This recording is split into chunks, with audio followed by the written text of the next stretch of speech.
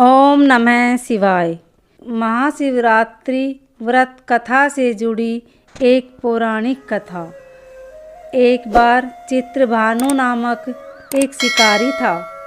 पशुओं की हत्या करके वह अपने कुटुंब को पालता था।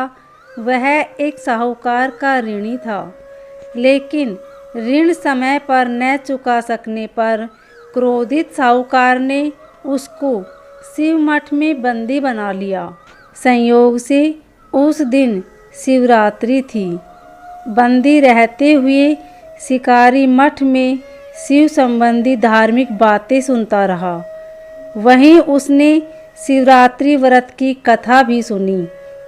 संध्या होने पर साहूकार ने उसे बुलाया और ऋण चुकाने के लिए पूछा, तो शिकारी अगले दिन सारा ऋण लौटा देने का वचन दिया। साहूकार ने उसकी बात मान ली और छोड़ दिया। शिकारी जंगल में शिकार के लिए निकला, लेकिन दिन भर बंदी गृह में रहने के कारण भूख और प्यास से व्याकुल था। सूर्यास्त होने पर वह एक जलाशय के समीप गया और वहां एक घाट के किनारे एक पेड़ पर थोड़ा सा जल पीने के लिए लेकर चढ़ गया। लेकिन क्योंकि उसे पूरी उम्मीद थी कि कोई न कोई जानवर अपनी प्यास बुझाने के लिए यहाँ जरूर आएगा, वह पेड़ बेलपत्र का था और उसी पेड़ के नीचे शिवलिंग भी था, जो सूखे बेलपत्रों से ढका होने के कारण दिखाई नहीं दे रहा था। शिकारी को उसका पता न चला। भूख और प्यास से थका वो उसी मचान पर बैठ गया। मचान बनाते समय उसने जो टहनियाँ तोड़ी थी वे संयोग से शिवलिंग पर गिरी। इस प्रकार दिन भर भूखे प्यासे शिकारी का व्रत भी हो गया और शिवलिंग पर बेलपत्र भी चढ़ गई। एक पहर रात्रि बीत जाने पर एक गर्भिणी मिर्गी तालाब पर पानी पीने पहुंची। शिकारी ने धनुष पर तीर चढ़ाया।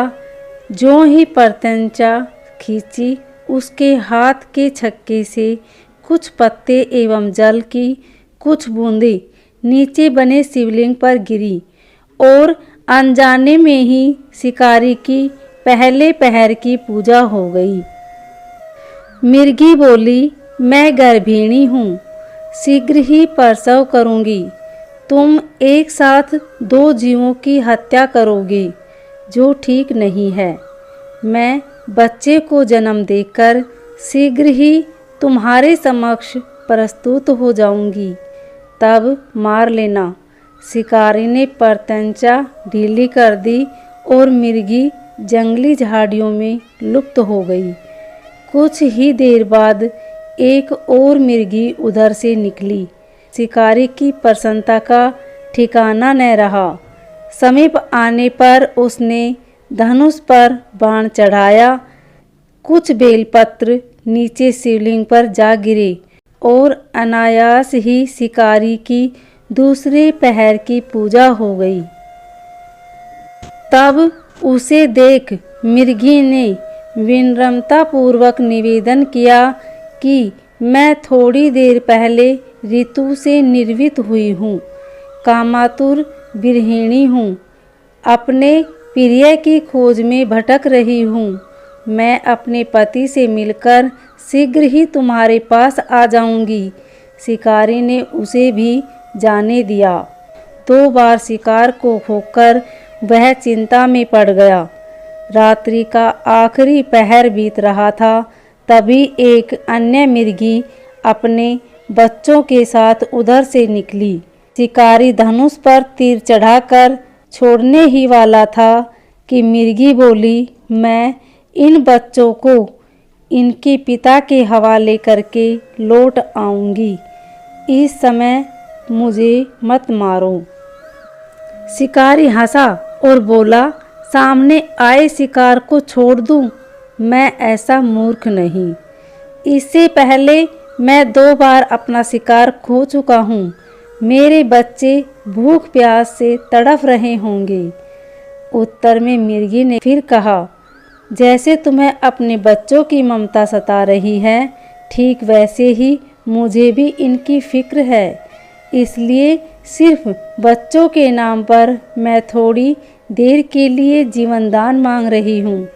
मेरा विश्वास करो, मैं इन्हें इनके पिता के पास छोड़कर तुरंत लौटने की प्रतिज्ञा करती हूँ। मिर्गी का दीन स्वर सुनकर शिकारी को उस पर दया आ गई। उसने उस मिर्गी को भी जाने दिया।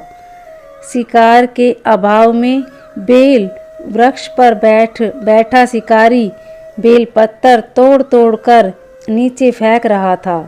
उसकी तीसरे पहर की पूजा भी स्वतः ही संपन्न हो गई।